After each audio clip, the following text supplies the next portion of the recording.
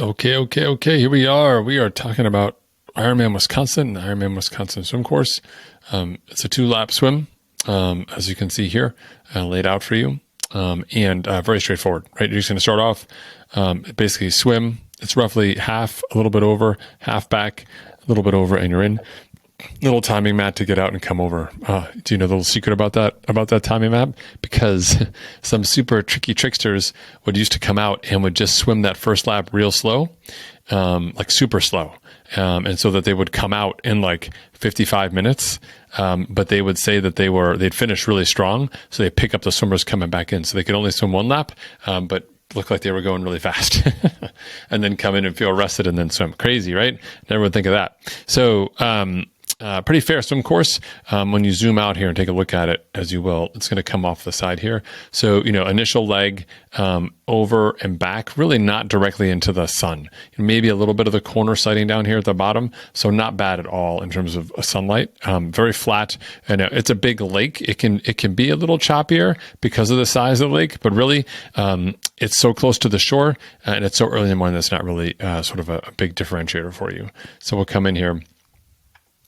We'll take a look at the terrace here so you kind of have a sense of where you are. And this is really important for us to look at very quickly. Let me pull this up here, simply because as you're kind of around this terrace and you're thinking about the swim and everything, they've got the transition area up here on top, and you have to run through this helix. And this helix is the real deal here. So as you come out of the swim, just up here, and you're going to kind of jog down this little trail here, you've got to run up the helix to go to transition and get your bikes and stuff like that. That's a lot of work, and people really generally spike their heart rates and kind of get a little out of control. So one of the things that we want you to focus on about the macro piece of the whole day, because the swim is connected to the transition, is having a really smooth swim, focusing on breaking that swim up. I would recommend that you think about, obviously, lap 1 versus lap 2, but I would really use this whole leg here to really ease into your swim form.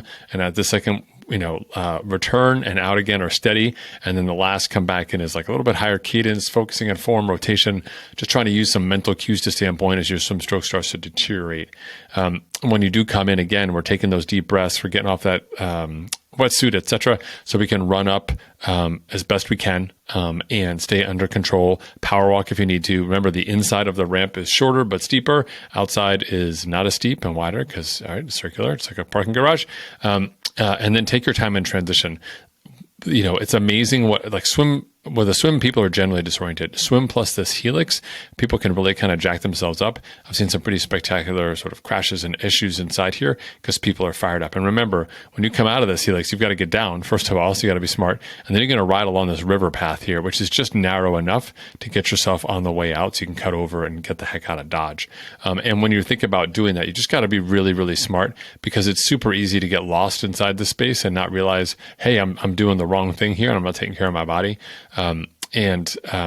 It's hard to get that under control when your heart rate's so elevated. So you want to be really smart about it. So we're just taking our time. We're being really smart and deliberate about this swim. Remember, you're not going to win the race on the swim, but you can ruin the day. So we want to be really smart there. So that is it for the Ironman Wisconsin swim. Tune in for bike and run videos coming up next.